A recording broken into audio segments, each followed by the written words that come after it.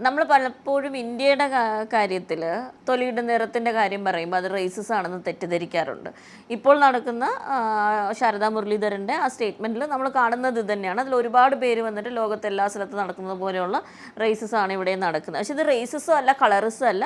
ഇതിൻ്റെ പിന്നിൽ വർക്ക് ചെയ്യുന്നത് കൃത്യമായിട്ട് ജാതിയാണ് എന്ന് നമ്മൾ മനസ്സിലാക്കണം. കാരണം ഇന്ത്യയിൽ തൊലി നിറ വ്യത്യാസം എന്തുകൊണ്ടാണ് തൊലിയുടെ നിറത്തിൻ്റെ പുറത്ത് വിവേചനം വരുന്നതെന്ന് ചോദിച്ചാൽ ഈ കറുപ്പിനോടുള്ള അറപ്പും കറുപ്പിനോടുള്ള വെറുപ്പും ഒക്കെ സ്റ്റെം ചെയ്യുന്നത് കാസ്റ്റിൽ നിന്ന് തന്നെയാണ്. അതൊരു വാക്യൂമായിട്ട് വരുന്ന ഒന്നുമല്ല. നമ്മൾ കൊളോണിയലിസത്തിന് എത്രയോ വർഷങ്ങൾ മുമ്പേ ഉള്ള മധ്യകാല കൃതികളിൽ പോലും നമുക്ക് വളരെ കൃത്യമായിട്ട് ഈ വർണ്ണവിവേചനവും ജാതിയും വർണ്ണവും തമ്മിലുള്ള ബന്ധമൊക്കെ നമുക്ക് കാണാൻ പറ്റും. അത് കുറച്ചും കൂടെ അഗ്രവേറ്റഡ് ആകുന്നത് അല്ലെങ്കിൽ കുറച്ചും കൂടെ അധികമാകുന്നത് കൊളോണിയൽ സമയത്താണെന്ന് മാത്രമേ ഉള്ളൂ. പക്ഷേ ഇതിനകത്ത് ഏറ്റവും ബ്യൂട്ടിഫുൾ ആയിട്ടൊരു സ്റ്റേറ്റ്മെൻറ്റാണ് അതിനകത്ത് ശാരദാ മാം പറഞ്ഞിരിക്കുന്നത്.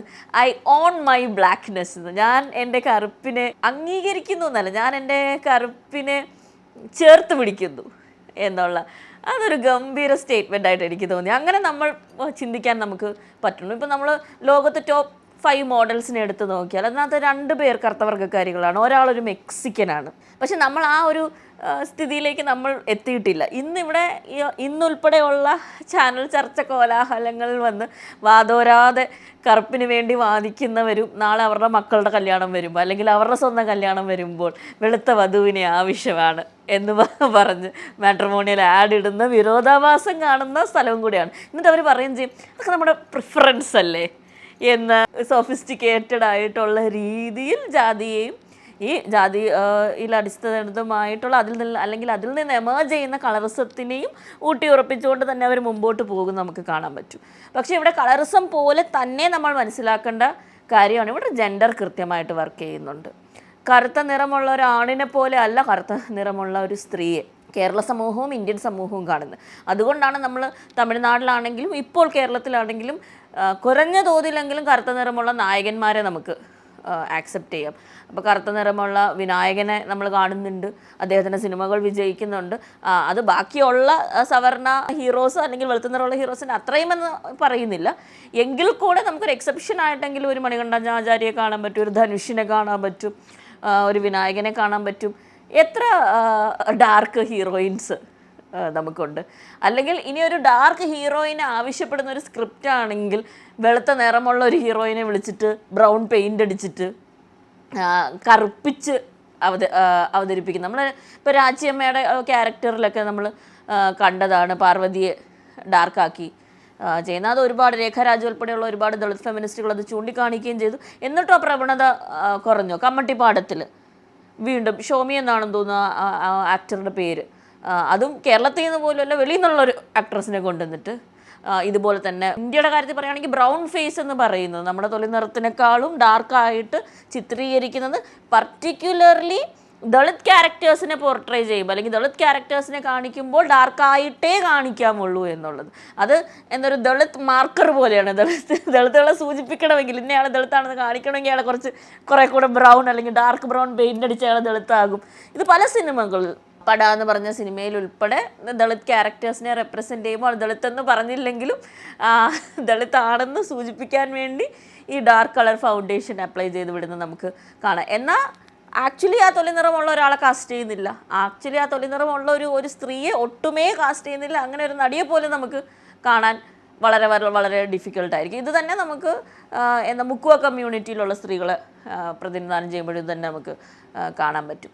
പക്ഷേ ഇതിലെല്ലാം തന്നെ നമ്മൾ ആലോചിക്കേണ്ട കാര്യം ഇതിനെ സിനിമയെ മാറ്റി നിർത്തുകയോ അല്ലെങ്കിൽ നമ്മുടെ സംസാരങ്ങളെ മാറ്റി നിർത്തുകയോ അല്ല. ഇത് വ്യവസ്ഥാപിതമായിട്ടുള്ള ഒരു പ്രശ്നം തന്നെയാണ്. ആ വ്യവസ്ഥാപിതമായിട്ടുള്ള പ്രശ്നം മാറണമെങ്കിൽ നമ്മുടെ ഉള്ളിലുള്ള ഡീപ്പ് റൂട്ടഡ് ആയിട്ട് കിടക്കുന്ന ജാതി ചിന്ത മാറുള്ളൂ. കാരണം സൗന്ദര്യ സങ്കല്പങ്ങൾ എങ്ങനെയാണ് ഉണ്ടായി വരുന്നതെന്ന് വളരെ മനോഹരമായിട്ട് തന്നെ ഫെമിനിസ്റ്റ് സ്കോളേഴ്സ്, നവോമി വുൾഫ് പോലുള്ള ദ ബ്യൂട്ടി മിത്ത് എഴുതിയ ഫെമിനിസ്റ്റ് സ്കോളേഴ്സ് വളരെ കൃത്യമായിട്ട് തന്നെ കാണിച്ചിട്ടുണ്ട്. അധികാരത്തോട് ചേർന്ന് തന്നെയാണ് സൗന്ദര്യ സങ്കല്പങ്ങൾ കിടക്കുന്നത്. നമ്മൾ ആരെയാണ് നമുക്ക് ഭംഗിയായിട്ട് തോന്നുന്നത്, ആരെയാണ് ഭംഗി കുറവായിട്ട് നമുക്ക് തോന്നുന്നത്, എന്തുകൊണ്ടാണ് നമ്മൾ ആ ഒരാൾക്ക് ഭംഗി കുറവായിട്ട് നമുക്ക് തോന്നുന്നത് എന്നുള്ളത് ചരിത്രപരമായിട്ട് ഷേപ്ഡാണ്. ചരിത്രപരമായിട്ടുള്ള നിർമ്മിതിയാണ് ഈ സൗന്ദര്യ സങ്കല്പങ്ങളും.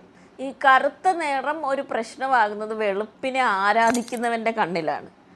അല്ലാതെ കറുത്ത നിറത്തിന് ആക്ച്വലി നമ്മുടെ ജോഗ്രഫിക്ക് ഏറ്റവും ചേർന്നതായിട്ടുള്ള നമ്മളെ ഏറ്റവും ഹെൽത്തി ആയിട്ട് നിർത്തുന്ന അല്ലെങ്കിൽ യൂസ്ഫുൾ ആയിട്ടുള്ള മെലനിൻ പ്രൊഡക്ഷൻ ഉള്ള സ്കിന്നാണ് ഈ കറുത്ത നിറം ഉള്ള മനുഷ്യർക്ക്. എന്നോട് ദളിത് ആക്ടിവിസ്റ്റ് ആയിട്ടുള്ള ഇൻ്റലക്ച്വൽ റൈറ്റർ ആയിട്ടുള്ള രേഖ രാജ് എന്നോട് ഒരു കോൺവെർസേഷനിൽ പറഞ്ഞ ഒരു കാര്യമാണ്. അതായത് ചേച്ചി കറുത്തത് ആണെന്നോ അല്ലെങ്കിൽ കറുപ്പൊരു പ്രശ്നമാണെന്നോ ഒരിക്കലും ചേച്ചിയുടെ വീട്ടിൽ തോന്നിയിട്ടില്ല. കാരണം എല്ലാവരും തന്നെ പല ഷെയ്ഡ്സ് ഓഫ് ഡാർക്ക് ബ്രൗണോ അല്ലെങ്കിൽ പല ഷെയ്ഡ്സ് ഓഫ് ബ്രൗൺ ആണ്. പിന്നെ ചേച്ചി സ്കൂളിൽ പോകുമ്പോഴും കോളേജിൽ പോകുമ്പോൾ ബാക്കിയുള്ളവർ കളിയാക്കുമ്പോഴാണ് ഈ കറുപ്പിന് എന്തോ പ്രശ്നമുണ്ട്. ഇത് പറഞ്ഞപ്പോഴാണ് ഞാൻ എൻ്റെ അനുഭവം നോക്കുന്നത്. എനിക്കും ഒരിക്കലും അങ്ങനെ ഫീൽ ചെയ്തിട്ടില്ല. നമ്മളെ വീട്ടിലൊരിക്കലും നീ കറുത്ത കൊച്ചാണെന്നൊന്നും പറഞ്ഞ് അങ്ങനെ ഒരു ഓർമ്മ പോലും ഇല്ലാത്ത എനിക്ക് നമ്മൾ സ്കൂളിൽ പോയിട്ട് ആരെങ്കിലും നമ്മളെ ചൂണ്ടിക്കാണിച്ച് അല്ലെങ്കിൽ കൈ ഇങ്ങനെ പിടിച്ചു വെച്ച് നോക്കിയിട്ട് നീ എന്നെക്കാളും കറുത്തയാണ് എന്ന് പറയുമ്പോൾ ഇതൊരു പാരമീറ്റർ ആണല്ലേ എന്ന് നമുക്ക് ഓർമ്മ വരുന്നത്. കാരണം ഈ കുട്ടികളിത് വീട്ടിൽ നിന്ന് പഠിക്കുന്നതാണല്ലോ. അപ്പം ഏതെങ്കിലുമൊക്കെ വീടുകളിൽ കറുപ്പൊരു പാരമീറ്റർ അല്ലെങ്കിൽ ഒരു പെൺകുട്ടി വെയിലത്ത് നമ്മുടെ ഇവിടെ സ്പോർട്സ് താരങ്ങളുണ്ടാകാത്തതിന് ഒരു വലിയ റീസൺ ഇതാണ്. ഒരു പെൺകുട്ടി ഒരു റേസിന് പോകുമ്പോൾ അല്ലെങ്കിൽ ഒരു പെൺകുട്ടി കളിക്കാൻ പോകുമ്പോൾ ഉടനെ പറയുന്ന ഒരു കാര്യമാണ് അയ്യോ നീ കറുത്ത് പോകും. അതിൻ്റെ ഒരു ഏറ്റവും രൂക്ഷം ഇപ്പം അങ്ങനെ അല്ല എന്ന് ഞാൻ വിശ്വസിക്കുന്നു, മേ ബി ഞാൻ പ്രാർത്ഥിക്കുന്നു. ഞാൻ വളർന്നുകൊണ്ടിരുന്നപ്പം എൻ്റെ ഒരു ഫ്രണ്ടിനോട് അവളുടെ അച്ഛൻ പണ്ട് പറഞ്ഞുകൊണ്ടിരുന്നൊരു ഡയലോഗാണ്, നീ ഇങ്ങനെ വെയിലത്ത് കളിച്ചാൽ എൻ്റെ അച്ഛൻ്റെ 5 ലക്ഷം രൂപ പോകും. അപ്പോൾ ആ കുട്ടിയുടെ ആദ്യത്തെ പല്ലിൽ പുഴു വന്നപ്പോഴത്തേക്ക് ക്യാവിറ്റി വന്നപ്പോഴത്തേക്ക് പറഞ്ഞു അയ്യോ 5 ലക്ഷം അല്ല എൻ്റെ 10 ലക്ഷം പോകുമെന്ന്. അതായത് ആ കുട്ടിക്ക് എൻ്റെ പ്രായമാണ് ആ കുട്ടിക്ക് ആ സമയത്ത്. അതായത് ആ കുട്ടി 4ാം ക്ലാസ്സിൽ പഠിക്കുമ്പോഴാണ് ഇത് പറഞ്ഞത്. എനിക്കിന്നും അത് ഓർമ്മയുണ്ട്. അതായത് ഒരു പെൺകൊച്ചിനെ തമാശയായിട്ടാണ് ഇത് പറയുന്നത്. പക്ഷെ ആ തമാശ എൻ്റെ തലയിലും ആ കുട്ടിയുടെ തലയിലും അത്രയും വർഷങ്ങൾ നിന്നു. അതായത് സ്ത്രീധനം കൂടുതൽ കൊടുക്കേണ്ടി വരും എന്നുള്ള ധ്വനിയിൽ ഒരു പെൺകുട്ടിയെ നിരന്തരമായിട്ട് 4ാം ക്ലാസ്സിൽ പഠിക്കുന്ന ഒരു പെൺകുട്ടിയുടെ അടുത്ത് പറയുകയാണിത്. ഇങ്ങനെ നിരന്തരമായിട്ട് വളർത്തപ്പെടുന്ന കണ്ടീഷൻ ചെയ്യപ്പെട്ട് വളർത്തപ്പെടുന്ന ലൈവ്സ് ഉള്ള വിമനാണ്. അതുകൊണ്ട് തന്നെ ഇത് എല്ലാ രീതിയിലും വിമൻ്റെ കണ്ടീഷനിങ്ങിനെ ബാധിക്കും. അതുമല്ല നമുക്ക് ഒരാളുടെ കുറവെന്ന് നമ്മൾ വിചാരിക്കുന്ന കാര്യം ആക്ച്വലി നമ്മുടെ കുറവാണെന്ന് നമ്മൾ മനസ്സിലാക്കണം. നമ്മുടെ ഉള്ളിലെ കളറിസം, നമ്മുടെ ഉള്ളിലെ കാസ്റ്റിസാണ് നമ്മൾ വേറൊരാൾ അയ്യോ കറുത്തിരിക്കുന്നു എന്ന് പറഞ്ഞ് ആ കറുപ്പിനെ ഓൺ ചെയ്യുന്ന ഒരു സെറ്റ് ഓഫ് മനുഷ്യരിവിടെ ഉള്ളത് വളരെ വളരെ വളരെ നമുക്ക് ഹോപ്പ് തരുന്ന ഒരു കാര്യമാണ്. ശാരദാ മുരളീധരൻ്റെ കാര്യത്തിൽ പറയേണ്ടത് നിരന്തരമായിട്ട് സ്ത്രീകളെ മാത്രം അവരേത് ബ്യൂറോക്രാറ്റിക് ഹയർ പോസ്റ്റിൽ ഇരിക്കുകയാണെങ്കിലും ഏത് ഔദ്യോഗിക പോസ്റ്റിൻ്റെ ഏറ്റവും ഹയസ്റ്റ് പീക്കിൽ ഇരിക്കുകയാണെങ്കിൽ പോലും അല്ലെങ്കിൽ അവർ ഒരു ഭയങ്കര നല്ല സ്പോർട്സ് വ്യക്തിത്വമാണെന്ന് വിചാരിക്കുക, അവരെല്ലാം മാർക്കിടുന്നത് അൾട്ടിമേറ്റ്ലി അവർക്ക് ഭംഗി ഉണ്ടോ അവർക്ക് സൗന്ദര്യം ഉണ്ടോ എന്ന് PT ഉഷയെ കാണുന്നത്.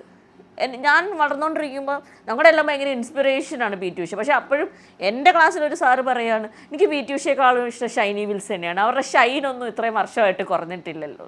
What kind of a statement is this? അതായത് ഏത് മേഖലയിൽ നോക്കുകയാണെങ്കിലും സ്ത്രീയെ അൾട്ടിമേറ്റ്ലി സ്ത്രീക്ക് മാർക്ക് കൊടുക്കുന്നത് പണ്ടൊക്കെ ആണെങ്കിൽ വീട്ടുജോലി ചെയ്യുന്നതിലായിരുന്നു. ഇപ്പം അതും നോക്കും, അതിൻ്റെ കൂടെ തന്നെ ആ കൃത്യമായിട്ടുള്ള ബ്യൂട്ടി പാരമീറ്റർ അവർ എത്തുന്നുണ്ടോ എന്ന് നോക്കും. ഇതൊരു മൾട്ടി-ബില്യൺ ഇൻഡസ്ട്രി ആണല്ലോ ഇവിടെ കോസ്മെറ്റിക് ഇൻഡസ്ട്രി എന്ന് പറഞ്ഞ് പേര് മാറ്റി fair and lovely glow and lovely ആയെന്ന് പറഞ്ഞിട്ട് അതിൻ്റെ കച്ചവട തന്ത്രമോ അതിൻ്റെ ടാക്റ്റിക്കോ പരസ്യം പോലും മാറുന്നില്ല എന്നുള്ള ഒരു സിറ്റുവേഷനിലാണ് നമ്മൾ വന്ന് നിൽക്കുന്നത്. അതിൻ്റെ ഏറ്റവും രൂക്ഷമായിട്ടുള്ള അവസ്ഥ ശാരദാ മുരളീധരൻ വെളിയിൽ കൊണ്ടുവന്നത് വളരെ വളരെ സന്തോഷമാണ്. ആൻഡ് അൾട്ടിമേറ്റ്ലി ആ ഒരു സ്റ്റേറ്റ്മെൻറ്റ് അവർ ഞാൻ എൻ്റെ ഇരുണ്ട നിറത്തിനെ ചേർത്ത് പിടിക്കുന്നു, ഐ ഓൺ മൈ ബ്ലാക്ക്നെസ് എന്ന് പറഞ്ഞ ആ സ്റ്റേറ്റ്മെൻ്റ് ഒരു ഫാൻറ്റാസ്റ്റിക് സ്റ്റേറ്റ്മെൻറ്റാണ്. അത് തന്നെയാണ് നമ്മൾ പറയേണ്ടതും.